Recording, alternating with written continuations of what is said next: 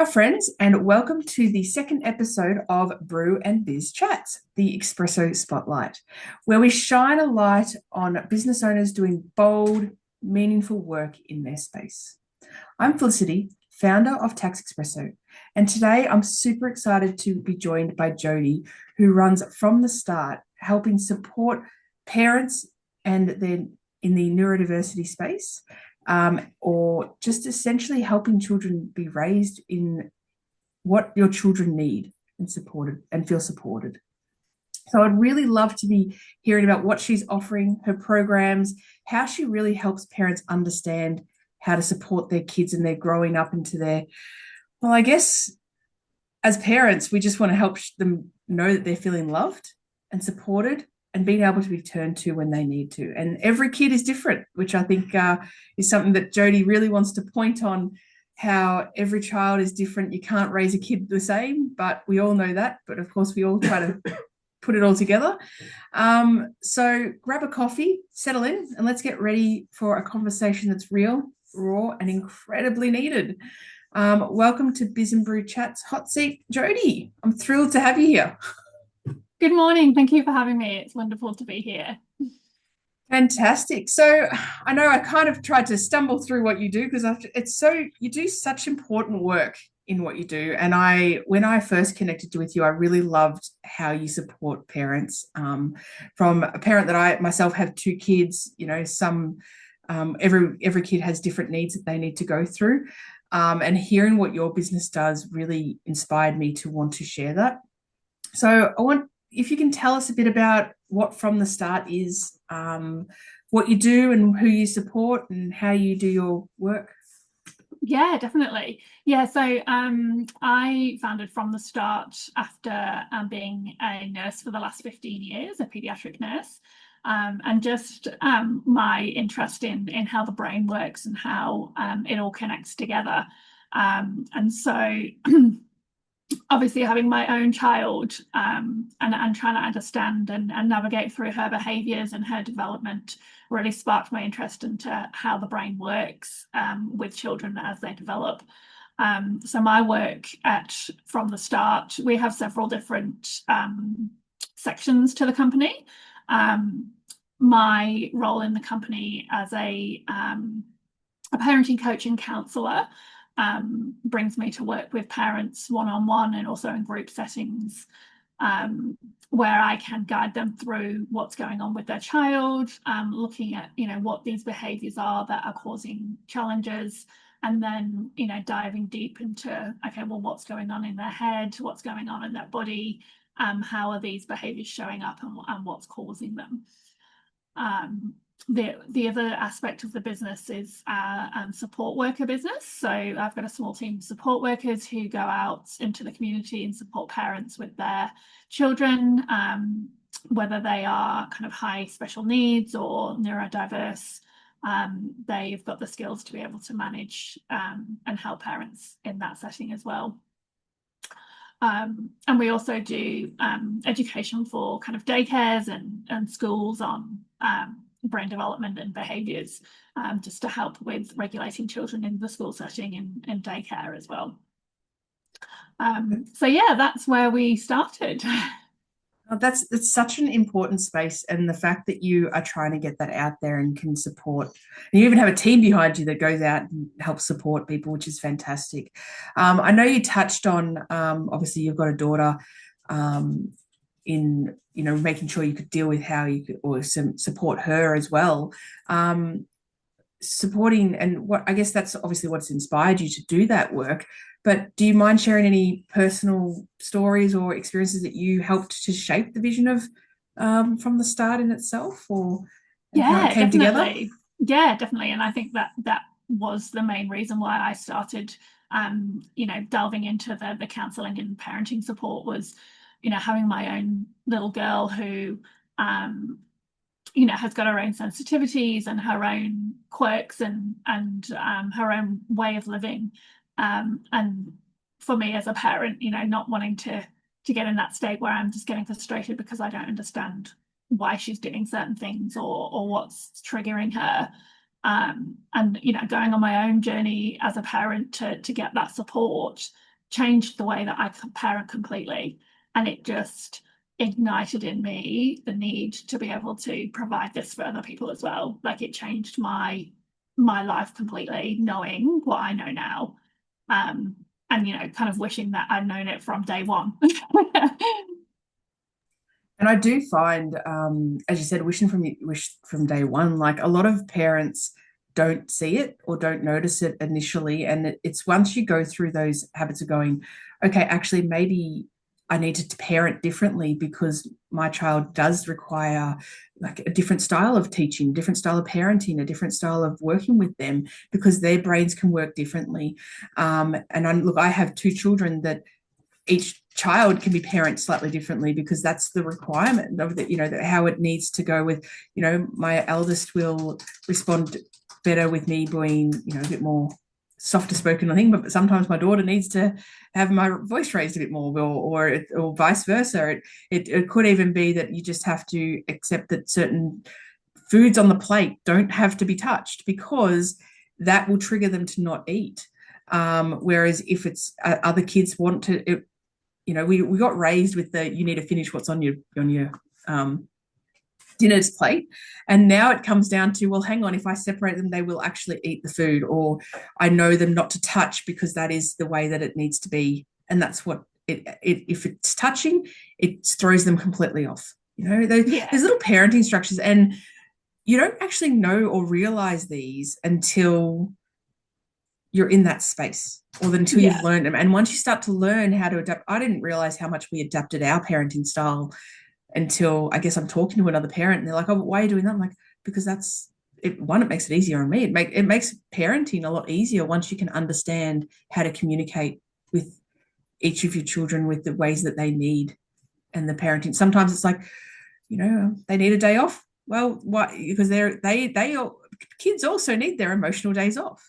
Us as parents, us as adults, we always want that. We kind of need that burnout. We just stop and slow down. Kids also feel the same thing. So I think what you do in that space and being able to educate parents on that options, and that it is completely, things have changed in the last 20 years. And I think that's a fantastic outcome. And the fact that you can relate that, every child is not the same. They're all individual. Yeah. So it's amazing. Yeah. And I think you've touched on quite a few points there.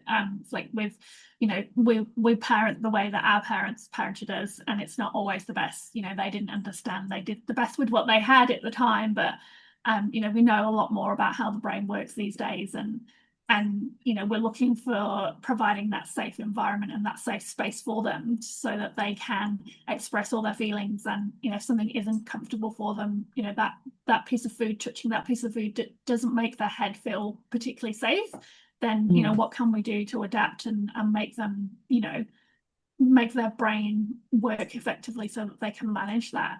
And I think that's the kind of turning point of, okay, well, this is a behavior that we don't necessarily want, or it's challenging. Yeah, we'll do that, and that way. But it's about understanding what's going on underneath those behaviors as to what's causing it, and it's looking at, okay, well, their brain obviously can't comprehend, or they don't feel comfortable enough having those foods together on the plate, or the itchy t-shirt or the socks that don't feel right, because that's the way their brain works. And as you say, every single brain is so unique and it's wired differently, and the experiences that they've experienced as they grow up, and through genetics, and through all the different things that shape the brain, will make their brain so unique and different. And so that's kind of where I come in to be able to help parents understand that it's not just they're being naughty or they're being non-compliant. It's just the way that their brain is working, and we need to be able to adapt to that. Oh, exactly. And the, as you said, the sensitivity, like the amount of tags I've cut off clothes to enable that to be worn. Or now I get Kmart's pretty good with the tags that are on the back of the on the clothes instead of tags now, on a lot of their clothing range. But so many even clothing ranges are bringing out the stuck on the actual back instead of having a tag there, because they get cut off. Yep. The sensitivities of, the socks. I've heard it. You got your socks. I've got like your compression sheets on beds, or your fidgets left, right, and center. The plates always being separated, and how there'll be dinners that we cook 4 different meals, mainly because I've got my own allergies. I'm a celiac, but then and my husband likes to eat his wheat, obviously, or the gluten. But my daughter's FODMAP, my son's picky. It's like we do 4. I just do variations of the meals. I don't go and necessarily cook. Oh, no, sometimes I do, but that to me makes it easier. But if I explain that to some parents, they sit there and go, "But why would you do that?" And that's because a lot of people don't realize that kids can be very different. And sometimes we just try to do the best. One, it makes it easier for us, and it makes it easier for the child for us to get to talk to them as well. If we try to make them difficult, make everything difficult, sometimes that can be hitting a brick wall. Yeah, 100%. And you get that, you're trying to get these kids to do something that they're not comfortable with, and then the brain starts to shut down. They go into that fight or flight mode where they can't function because they're so overwhelmed or dysregulated. And there's no point in trying to rationalize with them because their brain's just completely shut down. This prefrontal cortex is not working because they're in that dysregulated state. And yeah, until you can bring that brain back online, and you can cause that brain to kind of feel safe and secure again, you're not going to be able to get anything in. You can't ask questions, you can't rationalize it with them, you can't make sense with them because their brain's not functioning. Yeah, exactly. And it's really good to understand that. I think a lot of us parents don't quite understand sometimes. If you do try to push some way, and it is coming from even your 20, 30 years ago, when the way we were raised, that was the way to do it. But now we're realizing that actually there is a better way to do things, and working with a child is really good too, rather than fighting against them, and especially causing that blockage. Like once they block up, you've got no hope. They're not. I mean, just imagine when I can just remember when we're when we're heated. If we're upset or we're heated and in an argument, can you hear anything coming in? Because sometimes we can't. And so just picturing my children when that happens, I just sit there and go, well, hang on. That's when I know that I need to change my parenting style. And that's where I think that what you do is amazing, because you're able to help parents and guide parents through those sorts of navigating the different parenting styles, where what's required or what's needed for that particular child, as opposed to and not, I'm understanding, not I guess you can correct me wrong, but not every single parenting style is cookie cutter. It's like you can't just take it out of a box and do that same parenting style on the other kid next door. It's all different. Yeah, 100%. And you've got to adapt and change and negotiate with each child. Whether you be a teacher or you're an educator or a parent with several children, you've got to kind of pivot to each child's needs.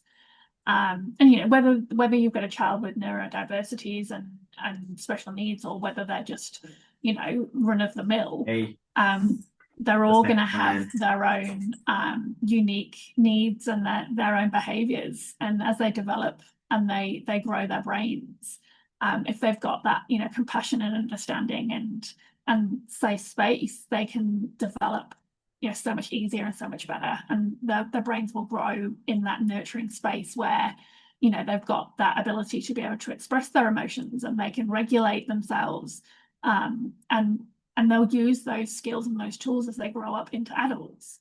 And like you say, when you get frustrated yourself and you're dysregulated, you don't take things in, but you've learned over your years of being an adult how to re-regulate yourself and how to calm that brain down and how to bring it back online.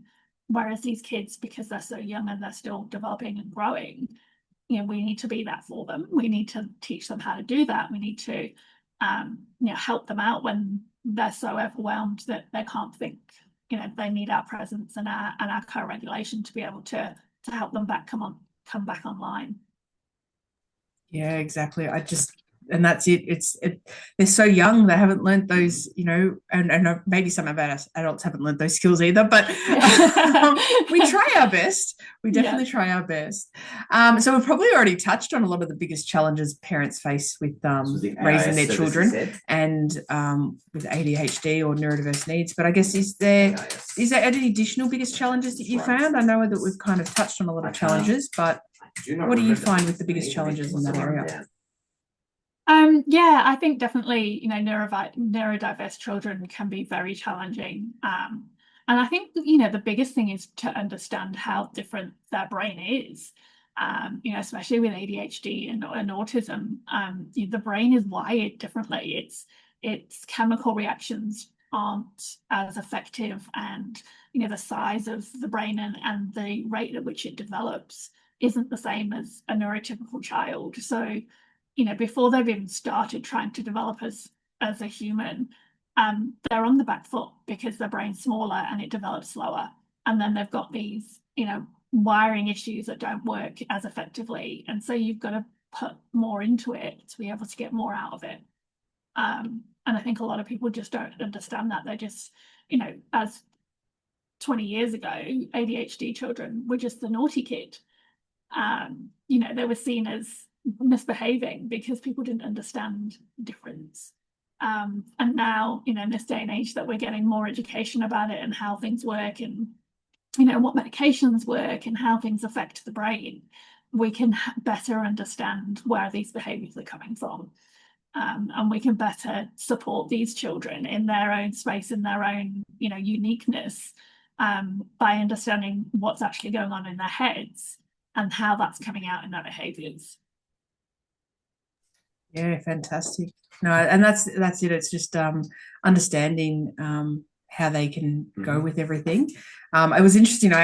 We went to the school yesterday for our three-way conferences with the teacher, and on all the chairs in the classroom, or most of the chairs, they have the rubber band around the chairs now because they know that can help regulate their children when they're sitting still, to get them to sit still, because they can flick their feet around, but their upper body is sitting still. And we actually learnt that a few years ago from an nutritionalist who was telling us how to sit at the table, for how to get our kids to sit at the table and actually eat their food. So it's great to see it's coming into these schools now as well. How do your courses and services, I guess, help parents feel more confident and connected and supported? Like what's different, stand out from your courses that you're offering compared to other people? Yeah, definitely. I mean, I have got a series of courses that look at neurotypical children, from any ages, and those for neurodiverse children, and also those I've got a mini 3-week course for newborns, because if we can understand that brain development and how the brain works from day one, and we can nurture and we can protect and we can provide that environment that's going to help that baby thrive. They're going to be able to develop so much more effectively as they grow up. And there's so much controversy these days about, well, do you do the cry it out method, or do you do the, leave them in the bedroom, or do you co-sleep, or, all those sorts of things. But unless you've got the information and understanding of, okay, well, what actually is causing this behavior, or what's actually needed in this situation, you just kind of go in with the trends. And I think for me, and just allowing each parent to understand their own child's individual brain, and we break it down into, okay, let's have a look at what their sensory needs are. Let's have a look at what their their typical day looks like. Let's have a look at the routine. Let's have a look at how the brain's working. Let's have a look at the previous trauma. Let's have a look at how they were brought up. Let's have a look at, how the parents were brought up, and what environment they were in. What are their triggers as parents, and how is that affecting the way that they react to their children? And my courses really get down and deep into as a whole, how the family looks, how the individual child is reacting. And then we can unpick that and say, and look at where those behaviours are coming from. That's amazing. And I think that just probably dealt with my next question, which was what ranges you deal with, because obviously you deal with from babyhood all the way to older children. And as you just said, like babies, like how many parents when you had your newborn, how many different thoughts did everyone tell you? Oh, just do this or just do that or just do this and just try this and just try that. And it's like, well, hang on, which one's gonna, and you kind of just worked your way through whatever would work. But if you can actually understand what type of sensitivities that child might have, or try to understand the baby a bit more, then it would be a lot better. Yeah, definitely. And I think that's it, like understanding, when babies are born, they're born into this environment where you are the only person that can protect them. They haven't got any of those skills themselves. And so they are completely reliant on you as their parent to be able to provide everything that they need. That kind of primitive brain science starts from as soon as they're born. If they're not getting their needs met, if they're not feeling like they're safe in their environment, then their brain starts to shut down. They go into that fight or flight mode where the only way that they can communicate their needs is by crying or by acting out, and their behaviours communicate with us. And so by attending to their needs and looking for those signals and looking at the triggers, you're then able to better provide that safety and security and meet the needs of these little people. Yeah, that's amazing. I didn't even think of it in that way either. I just was more thinking, obviously, at the older sort of kindergarten or the primary school child, but the fact that you can apply these sort of methods similar to the newborn phases, and so that's an amazing aspect in that. Now, I know that you're looking at with your NDIS, so can you explain to me how families can use their behavioural support funding to access your courses in the future, and how can it work? Yeah, so we are registering with the NDIS, so as the whole company, and as my role as the parenting support coaching, we will be registered as NDIS positive behaviour support practitioner. And so that will then allow us to be able to support families who have got this specific funding in their plans, to be able to work with them on their individual child and their individual environment, to look at those triggers and look at how the behaviour is being portrayed and how what's happening underneath, and then putting together those plans so that they've got a consistent routine and consistent a behaviour plan that they can take to school, and they can take to after school care, and they can take to other families and relatives. And so everybody's on the same page and working together to support this child. Because I think probably one of the biggest things is you've got this beautiful routine at home and everything's working really well, and you're putting these adaptations into place, but then they go to school and they're doing something different, and they go to grandma's and she's doing something different, and then their brains are just getting frazzled again, because they're like, well, I don't understand, like I was okay there and now I'm dysregulated again. And so having that having that approach of bringing everybody together and uniting everybody with that same idea is the way that I use the behaviour support funding to be able to help these families. That's fantastic. I just wanted to. One of the things that sorry, one moment, while the joys of working from home, and you have another meeting in the background, clearly that is talking straight over the top. But we're in this world that we can all work from home, so that's the amazing aspect. For parents who are new to NDIS, I know obviously we deal with NDIS. The NDIS world can be really confusing, and going through the application programs and the different funding styles, and as a parent that actually deals with NDIS herself, it can be really confusing. So what's one tip that you'd offer to make the most out of their plans when it comes to parenting support? Yeah, definitely. And there's so many different aspects of the plan that you can use as for parenting support, especially, a lot of the plans that are tailored for children work with allowing the child to use what we call capacity funding, which would be for your therapies. So you've got, OT and physio and speech pathology and psychology. And those categories will be allocated to each individual plan for the needs of the child. And, as a registered counsellor, I can also use the capacity building funding in my scope.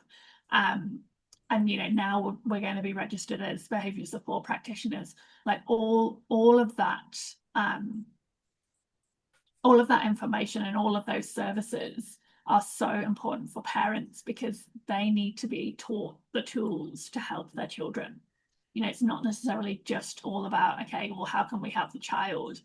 If you've got an OT who's teaching them how to toilet train, you also need to know how to do that, because they're at home with you, 90% of the time. So for you to be on the same page and learning how things are working and what they're doing with the child, you need that parenting support as well. Yeah, that's fantastic. I think we've touched on the parenting, what the pressure of perfect parenting already, every parent gets their different advice from everywhere, left, right and centre. And I think we've already sort of dealt with how what you do kind of very much redefine how that parenting structure and how they align it more with the child, I guess, is the way that I think. But what's one powerful mindset shift that you wish every parent could make when navigating how to parent their children and their unique different needs that they have? What's a mindset shift that you think they really definitely need? And I think it's changing the way that you're thinking as a parent. It's understanding that as it may trigger you as a parent if they don't put their clothes away, or if they make a mess with their dinner, or those things that trigger you, but actually understanding that they're not actually doing it to annoy you, they're not actually doing it to push your buttons. That's just the way that their brain is processing and working through things. And there may be something that's going on underneath that they've had a bad day at school, or they've had an argument with a friend, or they've found the maths homework really frustrating and they can't do it. And that's what is being displayed in this behaviour.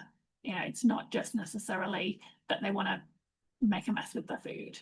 There's something that's causing that, and that's dysregulating their brain so that this behaviour is being displayed.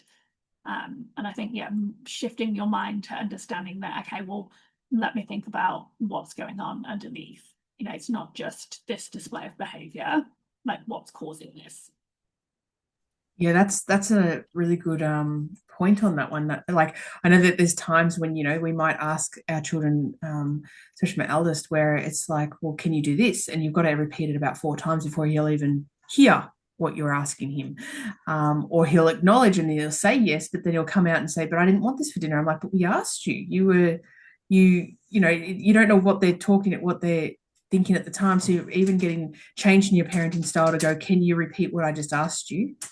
But say it in a nice way. Whereas, I know that for us, it's like if you turn around and ask someone the same thing 4 times, what's going to happen by that 4th time? You're probably going to have your voice raised, and you're probably going to get a bit more agitated and a bit more annoyed. Trying to think of not the right words to say, but if we know that the mindset around different parenting styles, that maybe you need to step back for a second, or actually go up to the child, rather than yelling it from across the room, from the kitchen to the couch, walking around to them and actually getting face to face so they can actually see you, is another parenting style that I know that we've used, because it's one of those pattern interruption of they could be.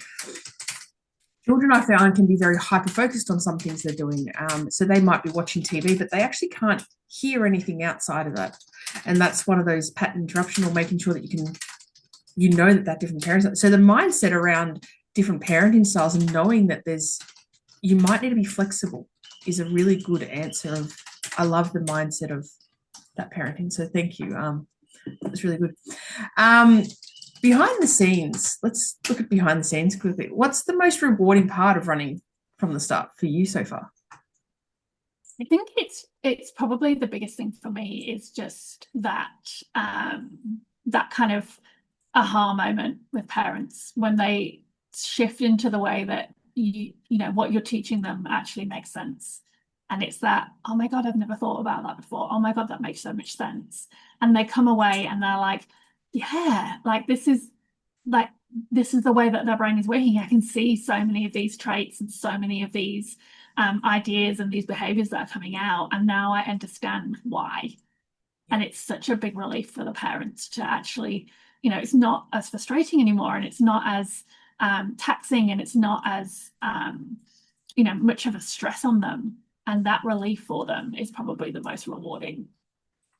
I love it. Yeah, having that, seeing someone get it or seeing someone understand that this is how it can be. I mean, you can apply that to even what I do. So it's a really good thing to, I love hearing that part. What's next for From the Start? So, you know, do you have any new programs coming out or workshops or plans on the horizon? What have you got planned for the business? Yeah, so I'm currently in the midst of writing a book. The new book is called But Why? And you've got to say it like an angry teenager. Yep. Understanding your child's brain and behaviors. And basically looks at, you know, all the different brain structures and how they influence behavior, and then looking at the different behaviors that children display and how they actually relate to the brain structures. And then we look at you know, how genetics affect behaviors, and how trauma affects behaviors, and how a child's upbringing in their, you know, environment affects behaviors. And then all the different ways that you can support those behaviors as well. So it's a very practical book, looking at, you know, how things work, but also how we can support them, and how we can not necessarily fix them, but how we can, you know, better them. Yeah. Oh, I look forward to reading the book and getting my hands on a copy of it when you release it. Yes. That sounds amazing. We definitely need more books out there that talk about it. So I definitely think that it's an amazing option. Now we'll go with a little bit off the topic of From the Start, but what's your go-to coffee order or feel-good drink? I mean, you know, we're Tax Espresso here. We like our coffee. But obviously, if you don't drink coffee, what's your go-to drink? Yeah, I drink a decaf almond milk latte. Oh, Yeah, fancy. Very yeah, fancy. yeah, yeah. I can't I drink caffeine anymore. No, I look, caffeine is an interesting one. I actually don't drink it very often, but I do like to go out for my cafe coffees. But normally, most every other day, I don't usually drink a coffee, to be fair, even though the Yeah. name is Tax Espresso. But I mean, we do need the caffeine, though, to fuel ourselves, whether it's from tea or other forms of drinks to do it as well. So maybe not from coffee.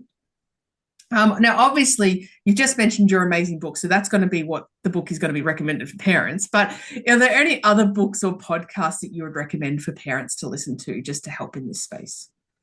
Yeah, so I really love the Institute of Child Psychology, and they are a pair of Canadian ladies who have started this, very much kind of doing the same thing and introducing you know, the brain science behind the behaviors. And they've provided me with a lot of insight into what I'm doing. So definitely have checked those guys out. Fantastic. We might try to share the link below just to when we post this on YouTube, just to get people to get there. And I guess that relates to my next question of where can people connect with you or explore your programs? How do they find you? Yeah, definitely. So I've got a couple of options. I've got the website, which you can navigate to and book in a clarity call, or you can book in the 8-week courses from there as well. I have Instagram and Facebook, so you can always connect with me from there, or just, you know, give me a call. I'm really open and flexible with, you know, just having a chat on the phone if you've got concerns or you want to ask some questions or understand, you know, what the work is that I'm doing. So yeah, give me a call.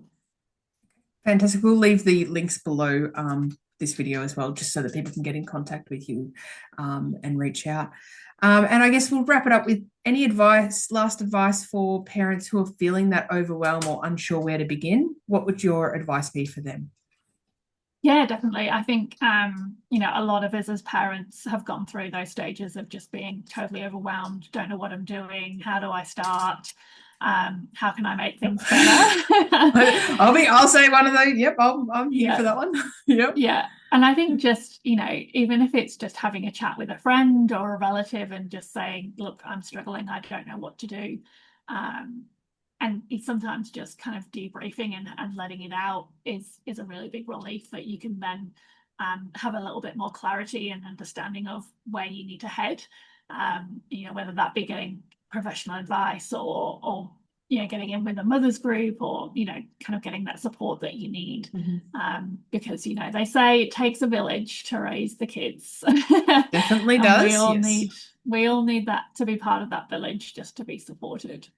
Yeah, and we should not try and do it on our own. So definitely make sure you do reach out, whether it's to Jodie just for the parenting thing or just making sure you reach out to your own community just to make sure you get that support. Because as you said, parenting is not a do it on your own, and it's definitely should not be felt like that. So I want to thank you, Jodie. That has been an amazing conversation, and just hearing about what you do and how you support parents. Like coming from a parent myself, and it's just really, it can be a juggling time and struggle to get through sometimes. But we all need that support, and knowing that there's people out there that are running business like you, where it's really you're there to support the parents and the children.